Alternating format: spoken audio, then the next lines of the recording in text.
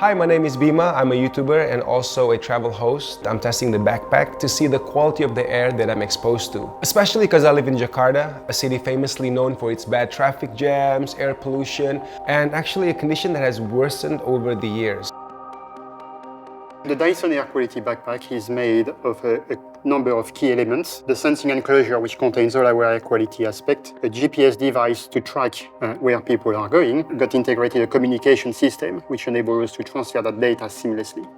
I must say my neighborhood can be considered to have quite a green space, but of course I like to travel into a city to conduct different activities. One of my main hobbies is cycling, both in the day and especially in the night. Although with such a limited public green space in Jakarta, I'm often forced to merge into main traffic, which can often feel suffocating from the exhaust fumes. On other days, I like to take walks by myself or with my pets. So I'm taking a walk in the cities of Jakarta, as you can see.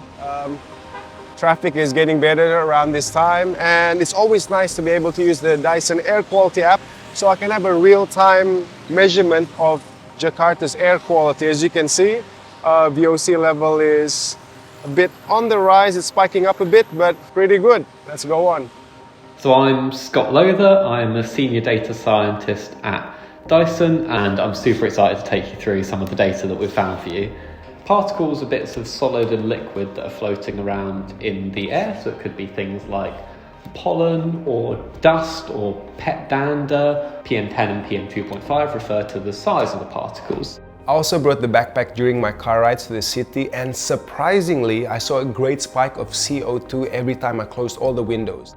The amount of oxygen in the car, interestingly, actually isn't changing at all almost, because there's like tons of oxygen in the air, but the amount of carbon dioxide is rising. Really, really achievable with multiple people breathing it out, because you breathe out enormous amounts of carbon dioxide. At those sort of concentrations, it really starts to affect your sort of cognitive performance. This is really an interesting insight for me because a lot of Jakartans spend their times in cars and in traffic, and a lot of people here would always prefer to close their windows. Throughout your experience using the air quality backpack and sort of our discussions that we've had today, is there anything you kind of change about your actions to try and reduce your exposure to air pollutants?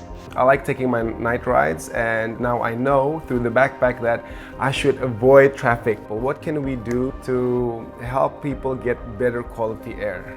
Well, you've got to understand where you're kind of exposed in your day-to-day life. I think if you're cycling, it's often about trying to take sort of quieter routes, avoiding close proximities to the back of vehicles, and maybe choosing quieter times of day to go and cycle. When it comes to cooking, for example, as you say, you use an extractor fan, which is really excellent.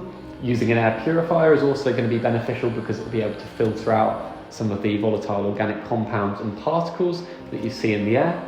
So glad I'm a part of this, and hopefully the research that I've done can help others to avoid these hazardous conditions, of course. And hopefully in the near future we can do some more experiments where we can help others in similar situations.